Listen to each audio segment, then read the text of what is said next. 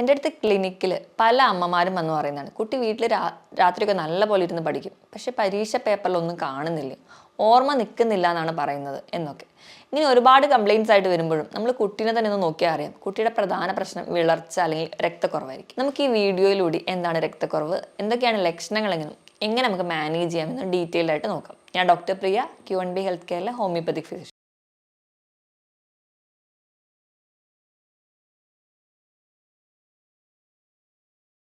എന്താണ് രക്തക്കുറവ് അല്ലെങ്കിൽ വിളർച്ച? നമ്മുടെ ശരീരത്തിൽ ചുവന്ന രക്താണുക്കൾ അല്ലെങ്കിൽ RBC ഉണ്ട്, അതുപോലെ തന്നെ WBC അല്ലെങ്കിൽ ശ്വേത രക്താണുക്കൾ, പ്ലേറ്റ്ലെറ്റ്സ് ഉണ്ട്. ഇവയാണ് പ്രധാനമായിട്ടും ബ്ലഡ് സെൽസ് എന്ന് പറയുന്നത്. ഈ രക്തകോശങ്ങളിൽ ചുവന്ന രക്താണുക്കളിൽ നമുക്കറിയാം ആ ഒരു കളർ കൊടുക്കുന്ന അല്ലെങ്കിൽ ആ റെഡ് കളർ കൊടുക്കുന്നതാണ് ഹീമോഗ്ലോബിൻ എന്ന് പറയുന്ന ഒരു കണ്ടന്റ്. ഇതെന്ന് പറയുന്നത് നമ്മുടെ ഇരുമ്പ് അല്ലെങ്കിൽ അയൺ കൊണ്ടുണ്ടാക്കിയ ഒരു കമ്പോണൻ്റ് ആണ്. അപ്പം ഈ ഒരു കമ്പോണൻ്റ് ആണ് നമ്മുടെ ശരീരത്തിൽ വേണ്ട രീതിയിലൊക്കെ ഓക്സിജൻ എല്ലാ കോശങ്ങളിലും എത്തിക്കുന്നത്. അപ്പോൾ RBCയുടെ ജോലിയാണ് നമ്മുടെ ശരീരത്തിലെ ഓരോ സ്ഥലത്തും കോശങ്ങളിലും ഓക്സിജൻ എത്തിക്കുക എന്നുള്ളത്. എപ്പോഴാണോ നമ്മുടെ ശരീരത്തിൽ ഒരു ലിമിറ്റിൽ കുറവ്, ഹീമോഗ്ലോബിൻ്റെ അളവ് താഴെ പോവുക, ആ ഒരു കണ്ടീഷനെയാണ് നമ്മൾ അനീമിയ അല്ലെങ്കിൽ വിളർച്ച എന്നൊക്കെ പറയാറ്. പ്രധാനമായും കുട്ടികളിൽ കാണുന്ന ഒരു കണ്ടീഷനാണ്. കുട്ടികളിൽ മാത്രമല്ല, കൂടുതലും കുട്ടികൾ, കൗമാരക്കാരായ പെൺകുട്ടികൾ അല്ലെങ്കിൽ കൗമാരപ്രായത്തിൽ, പിന്നെ അമ്മമാർ, ഗർഭിണികൾ, മുലയൂട്ടുന്ന അമ്മമാർ, ഇവയിലൊക്കെയാണ് കൂടുതലായിട്ടും ഈ ഒരു പ്രശ്നം അല്ലെങ്കിൽ അനീമിയ കാണാറ്. അപ്പം ഇതാണ് അനീമിയ എന്നും നമുക്ക് എന്തൊക്കെയാണ് ഇവരിലാണ് കൂടുതലായിട്ട് കാണുന്നതെന്നും നമുക്ക് മനസ്സിലായി. ഇനി എന്തൊക്കെയാണ് നമുക്ക് അനീമിയ ഉണ്ടാവാനുള്ള കാരണങ്ങളെന്ന് നോക്കാം. ചുവന്ന രക്താണുക്കളുടെ അളവ് കുറയുന്ന അവസ്ഥ. അളവ് കുറയണമെങ്കിൽ ഒന്നാമതായിട്ട് എവിടെയോ കാര്യമായിട്ട് നഷ്ടപ്പെടുന്നുണ്ട്. നഷ്ടപ്പെടുക എന്ന് പറഞ്ഞാൽ ഉടനെ ഉണ്ടാകുന്ന ഒരു ആക്സിഡൻറ്റ്, അല്ലെങ്കിൽ നമുക്ക് ചില രോഗങ്ങൾ, വൈറൽ അൾസർ, പൈൽസ്, ഇപ്പം പെൺകുട്ടികളുടെ കേസിലാണെങ്കിൽ PCOD ഉണ്ട്, ഓവർ പീരീഡ്സിൻ്റെ ടൈമിൽ ബ്ലീഡിങ് കാണിക്കുന്നുണ്ട്. ഇവയൊക്കെ അമിതമായിട്ട് നമ്മുടെ ശരീരത്തിൽ നിന്ന് രക്തം നഷ്ടപ്പെടാനുള്ള കാരണങ്ങളാണ്. ഇതുകൊണ്ട് അല്ലെങ്കിൽ മറ്റ് പല ബ്ലീഡിങ് കണ്ടീഷൻസ് ഒക്കെ ഉള്ളവരാണെങ്കിൽ അങ്ങനെ രക്തം നഷ്ടപ്പെടുന്നു. അതുവഴി നമുക്ക് HB കുറയുന്നതായിട്ട് കാണാം. പല ഫൈബ്രോയിഡ്സുകളോ അല്ലെങ്കിൽ മറ്റ് മുഴകളൊക്കെ ഉള്ളവർക്കും പല ക്യാൻസറസ് കണ്ടീഷൻസിലും ഒക്കെ ബ്ലീഡിങ് ആയിട്ട് പ്രസൻറ്റ് ചെയ്യാറുണ്ട്. ഇതൊക്കെ നമുക്ക് അനീമിയയ്ക്ക് കാരണമാവാറുണ്ട്. ഇനി രണ്ടാമതായിട്ട് പറയുകയാണെങ്കിൽ ഈ ചുവന്ന രക്താണുക്കളുടെ പ്രൊഡക്ഷൻ എവിടെയോ പ്രശ്നമുണ്ട്. അത് ചിലപ്പോൾ ഒരു ഇൻഫെക്ഷൻ വന്നിട്ടാവും. വൃക്ക രോഗങ്ങളുള്ളവർക്കാവാം. വൃക്കയിലാണ് എറിത്രോപോയിറ്റിൻ എന്ന് പറയുന്നൊരു ഹോർമോൺ ഉണ്ടാവുന്നത്. ഇവ RBCയുടെ പ്രൊഡക്ഷനും ഒക്കെ സഹായിക്കുന്നുണ്ട്. അപ്പോൾ നമ്മൾ അവിടെ എന്തോ ഒരു പ്രശ്നമുണ്ട്, ഇൻഫെക്ഷൻസ് കാരണം കൃത്യമായിട്ട് പ്രൊഡ്യൂസ് ചെയ്യാൻ പറ്റുന്നില്ല, അതുകൊണ്ടാവാം. മൂന്നാമതായിട്ട് പറയുകയാണെങ്കിൽ ഉണ്ടാവുന്ന ചുവന്ന രക്താണുക്കളൊക്കെ പെട്ടെന്ന് പൊട്ടിപ്പോവുക. ഈ RBC എന്ന് പറയുന്നതിൻ്റെ ആയുസ് എന്ന് പറയുന്നത് 120 ദിവസമാണ്. 120 ദിവസത്തിന് താഴെ ഇതിന് ആയുസുള്ളെങ്കിൽ, അതായത് പെട്ടെന്ന് പൊട്ടിപ്പോവുക, ലൈസിസ് സംഭവിക്കുകയാണെങ്കിലും HB കുറയാൻ കാരണമാകും. ഇത് കൂടാതെ തന്നെ നമ്മൾ കഴിക്കുന്ന ഭക്ഷണത്തിൽ വേണ്ടത്ര രീതിയിൽ അയൺ ഇല്ലെങ്കിൽ, നമ്മൾ വലിയ രീതിയിലൊന്നും ഇലക്കറികളോ അല്ലെങ്കിൽ ഗുണകരമായിട്ടുള്ള പല ഭക്ഷണങ്ങളും കഴിക്കാത്തവരാണെങ്കിൽ അയണിൻ്റെ ഒരു അഭാവം മൂലം നമുക്ക് HB കുറയുന്നതായിട്ട് കാണാം. ഇനി കുഞ്ഞു കുട്ടികളിലാണെങ്കിൽ വിരശല്യം നിൽക്കുകയാണെങ്കിൽ, ഒരു പരിധി കവിഞ്ഞിട്ട് നമ്മൾ കൃത്യമായിട്ടൊരു വേം ഡീഫോമിക്കേഷൻ നടക്കുന്നില്ലെങ്കിൽ നമുക്ക് ആ വിരശല്യം നിൽക്കുന്നതിൻ്റെ കാരണമായിട്ട് നമുക്ക് അനീമിയ അല്ലെങ്കിൽ വിളർച്ച കാണാം. ഇതൊക്കെയാണ് RBC കുറയാൻ അല്ലെങ്കിൽ HB കുറയാനുള്ളൊരു കാരണങ്ങൾ. ഇനി എന്തൊക്കെയാണ് ലക്ഷണങ്ങളെന്ന് നോക്കിക്കഴിഞ്ഞാൽ നമുക്ക് കാണുമ്പോൾ തന്നെ അറിയാം, മുഖവും ചുണ്ടും ഒക്കെ വെളുത്ത് വിളറിയിരിക്കുക. നമ്മൾ നോക്കുകയാണെങ്കിൽ കൺതടങ്ങളിലോ മോണയിലും ഉള്ളം കയ്യിൽ ഒക്കെ നോക്കുകയാണെങ്കിലും നല്ലപോലെ വെളുത്ത് വിളറിയിരിക്കുക. നമുക്ക് കാണുമ്പോൾ തന്നെ പറയാറുണ്ട് രക്തമയം ഇല്ല അല്ലെങ്കിൽ വിളറിയിരിക്കുന്ന ഒരു പ്രസൻറ്റേഷൻ ആയിരിക്കും. ഇനി ഇത് കൂടാതെ തന്നെ നമുക്കറിയാം, നോർമലി നമ്മുടെ കൈൻ്റെ വിരലിലൊക്കെ പ്രസ് ചെയ്ത് കഴിഞ്ഞാൽ, നമ്മളെ കൈ പ്രസ് ചെയ്ത് കഴിഞ്ഞാൽ റിലീസ് ചെയ്യുന്ന സമയത്ത് 1-2 സെക്കൻഡ് കൊണ്ട് തന്നെ തിരിച്ച് രക്തം അവിടെ ഫില്ല് ചെയ്യും. അപ്പം RBC HB കുറവുള്ളവരാണെങ്കിൽ ആ ഒരു ഫില്ലിങ് നടക്കാൻ 3-5 സെക്കൻഡുകൾ എടുക്കും. ഒരുപാട് സമയം എടുക്കുന്നത് കാണാം. അവിടെയും രക്തം കുറവായിരിക്കും. ഇത് കൂടാതെ തന്നെ കഠിനമായ ക്ഷീണം, അതായത് അവർക്ക് ഒരു ജോലി ചെയ്യാൻ ഒരു ഉന്മേഷം ഉണ്ടാവില്ല. അത് പല വീട്ടമ്മമാരും പറയുന്നതാണ്. എന്തൊക്കെ ചെയ്തിട്ടും ജോലി ചെയ്യാൻ ഭയങ്കര ഒരു ഉന്മേഷം ഇല്ലായ്മ കാണിക്കാം. രാവിലെ എണീക്കാനേ പറ്റുന്നുണ്ടാവില്ല. കിടന്നിട്ട് എണീക്കുമ്പോൾ തന്നെ ഭയങ്കരമായ തലകറക്കം, തലവേദന പോലെയുള്ള പ്രശ്നങ്ങൾ, സ്റ്റെപ്പ് കയറുമ്പോൾ കിതപ്പ്. പഠിക്കുന്ന കുട്ടികളുടെ കേസ് എടുക്കുകയാണെങ്കിൽ ഈ തലവേദന ഉണ്ടാവും. അവർക്ക് പഠിത്തത്തിൽ കംപ്ലീറ്റ്ലി കോൺസെൻട്രേറ്റ് ചെയ്യാൻ പറ്റുന്നില്ല, ഓർമ്മക്കുറവ്.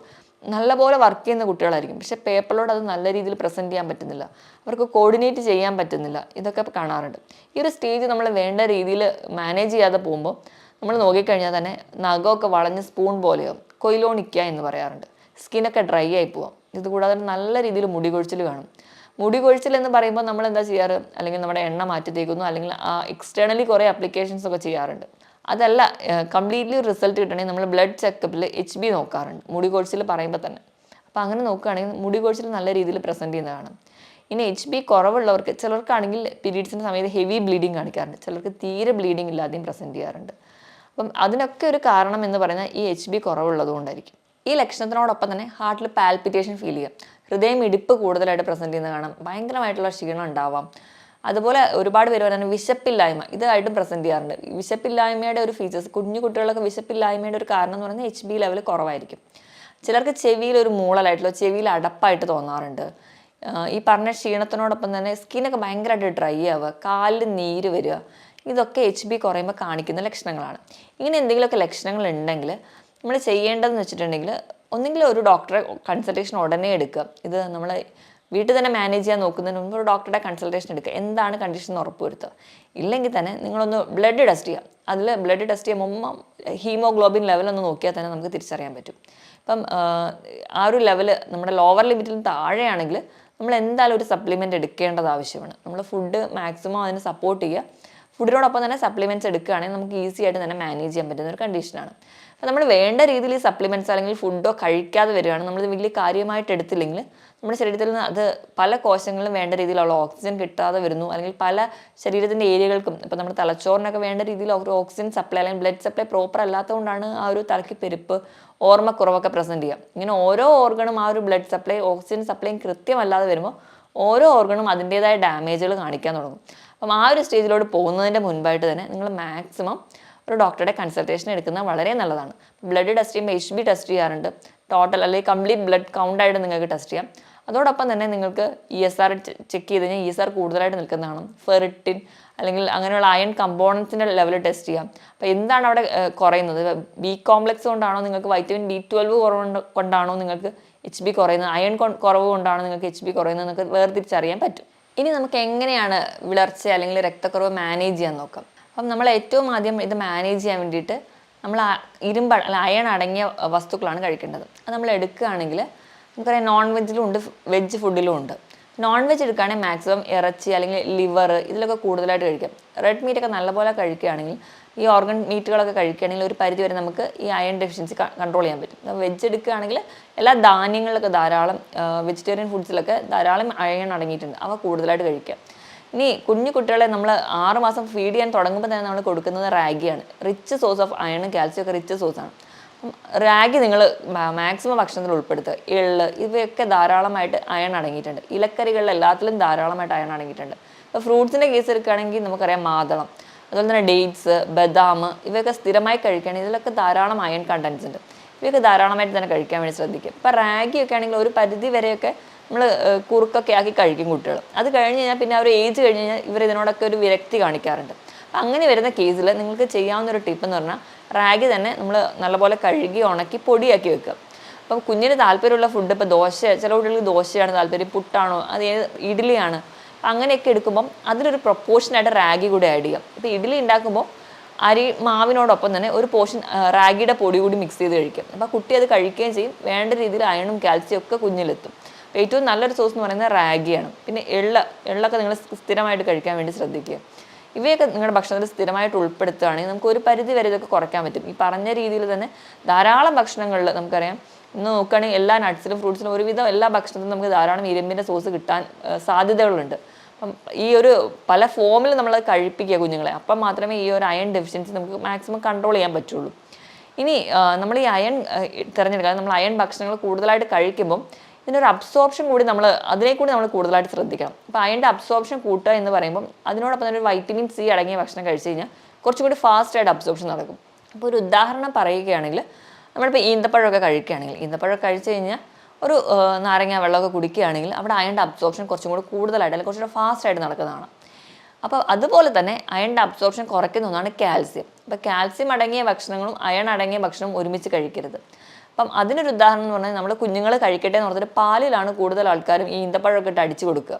അപ്പം അങ്ങനെ കഴിക്കുമ്പോൾ അവിടെ നടക്കുന്നത് എന്താണെന്ന് വെച്ചിട്ടുണ്ടെങ്കിൽ കാൽസ്യം ഉള്ളത് പാലിലാണ്, അയൺ അടങ്ങിയിരിക്കുന്നത് ഈന്തപ്പഴത്തിലാണ്. ഇവ രണ്ടും കൂടി ചേർന്നൊരു അബ്സോർപ്ഷൻ നടക്കത്തില്ല. അതുകൊണ്ട് ഇങ്ങനെയുള്ളൊരു ഭക്ഷണം ഒഴിവാക്കിയിട്ട് നിങ്ങൾ നട്ട്സോ അല്ലെങ്കിൽ ഇതൊക്കെ കൊടുക്കുന്ന സമയത്ത് നിങ്ങൾക്ക് വേണമെങ്കിൽ ഒരു ലൈം ജ്യൂസ് ആക്കി കൊടുക്കാം. അതുപോലെ തന്നെ നമുക്കറിയാം ഇറച്ചിയിൽ ധാരാളം അയൺ അടങ്ങിയിട്ടുണ്ട്. അപ്പം ഇറച്ചിയിൽ കുറച്ചുകൂടെ ആ ഒരു അബ്സോർപ്ഷൻ കൂട്ടാൻ വേണ്ടി നിങ്ങൾക്ക് ഒരു പകുതി നാരങ്ങയൊക്കെ ജസ്റ്റ് പിഴിഞ്ഞ് ചേർക്കുന്നത് ഒരു പരിധി വരെ ആ ഒരു അബ്സോർപ്ഷൻ കൂട്ടാൻ വേണ്ടി നിങ്ങളെ സഹായിക്കും. ഇങ്ങനെയൊക്കെ നമ്മുടെ ആ ഒരു ഫുഡ് ഉണ്ടാക്കുന്ന ഫോമിൽ തന്നെ ചെറിയ ചെറിയ മാറ്റങ്ങൾ വരുത്തുക. ഇനി ഭക്ഷണം പാചകം ചെയ്യുമ്പോൾ തന്നെ നമ്മൾ അയൺ കാസ്റ്റ് അല്ലെങ്കിൽ ഇരുമ്പ് പാത്രങ്ങളിൽ നമ്മൾ പാചകം ചെയ്യുകയാണെങ്കിൽ ഒരു പരിധി വരെയൊക്കെ കുറച്ച് അംശമൊക്കെ അയൺ നമ്മുടെ ശരീരത്തിലോട്ട് എത്തുന്നുണ്ട്. ഇനി അയൺ അതുപോലെ തന്നെ അബ്സോർപ്ഷൻ കൂട്ടാൻ വേണ്ടി നമുക്ക് പൊട്ടാസ്യം, സോഡിയം, മാഗ്നീഷ്യം പോലുള്ള ലവണങ്ങളും ധാതുക്കളും നമ്മളെ സഹായിക്കുന്നുണ്ട്.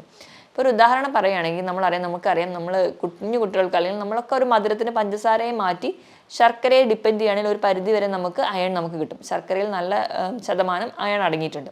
അപ്പം അതിൽ നിന്ന് അയൺ അബ്സോർബ് ചെയ്യാൻ വേണം. മറ്റ് ധാതുക്കളും ലവണങ്ങളൊക്കെ നിങ്ങൾക്ക് കിട്ടണമെങ്കിൽ ഒരു ടിപ്പായിട്ട് നമുക്ക് ഏത്തപ്പഴവും ശർക്കരയും കൂടി കഴിക്കാം. അതായത് ഏത്തപ്പഴം പുഴുങ്ങുന്ന സമയത്ത് ശർക്കര കൂടി ചേർക്കുകയാണെങ്കിൽ ആ ഒരു കോമ്പിനേഷനിൽ ശർക്കരയിൽ നിന്ന് അയൺ കിട്ടുകയും ഏത്തപ്പഴത്തിലുള്ള പൊട്ടാസ്യം, മഗ്നീഷ്യം ഒക്കെ ആ ഒരു അബ്സോർപ്ഷൻ കൂട്ടുകയും ചെയ്യും. അങ്ങനെ ആ ഒരു കോമ്പിനേഷനിൽ എപ്പോഴും ഫുഡ് കഴിക്കാൻ വേണ്ടി ശ്രദ്ധിക്കുക. ഇപ്പം ബീട്രൂട്ട് എടുക്കുകയാണെങ്കിൽ ബീട്രൂട്ട് ജ്യൂസിനോടൊപ്പം തന്നെ ഒരു കഷ്ണം നെല്ലിക്കയോ അല്ലെങ്കിൽ ഒരു ഇത്തിരി തേനോ ആഡ് ചെയ്ത് കഴിക്കുകയാണെങ്കിൽ അവിടെയും ഒരു അയൺ അബ്സോർപ്ഷൻ കൂടുന്നതായി കാണാം. എള്ള് നമ്മൾ കഴിക്കുമ്പോൾ എള്ള് വറുത്ത് പൊടിയാക്കുമ്പോൾ അതിലൊരു സ്വല്പമെങ്കിലും തേൻ ആഡ് ചെയ്ത് കഴിക്കുകയാണെങ്കിൽ ആ ഒരു കോമ്പിനേഷനും ആ ഒരു അയണിൻ്റെ അബ്സോർപ്ഷൻ കൂടുതലായിട്ട് കാണാം. ഇങ്ങനെ നിങ്ങൾക്ക് അയണിൻ്റെ ആ ഒരു അബ്സോർപ്ഷൻ കൂട്ടുന്ന രീതിയിൽ നമ്മൾ ഫുഡ് ചുമ്മാ അയൺ കൊടുത്താൽ പോരാ, അതിൻ്റെ ഒരു അബ്സോർപ്ഷൻ കറക്റ്റ് ആണെന്നും കൂടെ ഉറപ്പ് വരുത്തണം. അതിന് എപ്പോഴും ഒരു വൈറ്റമിൻ സി കോമ്പിനേഷനായിട്ട് വേണ്ടി കൊടുക്കാൻ വേണ്ടി ശ്രദ്ധിക്കും. മാക്സിമം കാൽസ്യം ആയിട്ടുള്ളൊരു കോമ്പിനേഷൻ അവോയ്ഡ് ചെയ്യുക. ഞാൻ ഈ പറഞ്ഞ രീതിയിലൊക്കെ നിങ്ങൾ മാക്സിമം ഭക്ഷണം കുട്ടികൾക്ക് പാചകം ചെയ്ത് കൊടുക്കാൻ വേണ്ടി ശ്രദ്ധിക്കുക. എപ്പോഴും ഒരു അയണും കാൽസ്യവും തമ്മിലുള്ള കോമ്പിനേഷൻ ആണെങ്കിൽ അത് അവോയ്ഡ് ചെയ്തിട്ട് മാക്സിമം അയണും വൈറ്റമിൻ സി അടങ്ങിയ ഭക്ഷണങ്ങളോട് ഒരു കോമ്പിനേഷനോടെ കണ്ടെടുത്താൻ വേണ്ടി ശ്രദ്ധിക്കുക. പിന്നെ നമ്മൾ ശ്രദ്ധിക്കേണ്ട ഒരു കാര്യം എന്ന് വെച്ചാൽ ഭക്ഷണത്തിനോടൊപ്പം തന്നെ ചായയോ കാപ്പിയോ കുടിക്കാതിരിക്കുക. കുട്ടിയായിരിക്കുമ്പോൾ തന്നെ അത് മാക്സിമം അവോയ്ഡ് ചെയ്യുക. ചായയോ കാപ്പിയോ അത്ര നല്ലതല്ല. ചായയിലും കാപ്പിയിലൊക്കെ അടങ്ങിയ ടാനിനും കഫീനും ഒക്കെ ഈ അയണിൻ്റെ അബ്സോർപ്ഷൻ തടയും. അപ്പം മാക്സിമം ചായയോ കാപ്പിയോ ഭക്ഷണത്തിനോടൊപ്പം കഴിക്കാതിരിക്കുക. ഈ പറഞ്ഞ രീതിയിലൊക്കെ കൃത്യമായിട്ട് ഭക്ഷണം കഴിക്കുക. നിങ്ങളുടെ ശരീരഭാരത്തിനനുസരിച്ച് 25 കിലോയ്ക്ക് 1 ലിറ്റർ കണക്കെ വെള്ളം നല്ലപോലെ കുടിക്കുക. ഇങ്ങനെയൊക്കെ ചെയ്യുകയാണ്. കൃത്യമായിട്ട് വ്യായാമമുണ്ട്. നിങ്ങളുടെ ശരീരഭാരം നിങ്ങളുടെ ഉയരത്തിനനുസരിച്ചാണെങ്കിൽ നിങ്ങൾ കുറച്ചുകൂടെ ഹെൽത്തി ആയിട്ടിരിക്കാൻ പറ്റും, കുറച്ചുകൂടെ സ്മാർട്ടായിട്ടിരിക്കാൻ പറ്റും. ഞാൻ ഈ പറഞ്ഞ കാര്യങ്ങളിൽ എന്തെങ്കിലുമൊക്കെ ഡൗട്ട് ഉണ്ടെങ്കിൽ നിങ്ങൾ താഴെ കാണുന്ന നമ്പറിൽ കോൺടാക്ട് ചെയ്യുക. ഹോമിയോപ്പതിയിൽ ഫലപ്രദമായ ചികിത്സ ലഭ്യമാണ്. ഈ പറയുന്ന ലക്ഷണങ്ങൾ എന്തെങ്കിലും ഉണ്ടെങ്കിൽ നിങ്ങൾ വെച്ചോണ്ടിരിക്കാതെ എപ്പോഴും ഒരു ഡോക്ടറുടെ കൺസൾട്ടേഷൻ എടുക്കുക. മറ്റൊരു ഹെൽത്ത് ടോപ്പിക്കുമായിട്ട് വീണ്ടും കാണുന്നത് വരെ നന്ദി.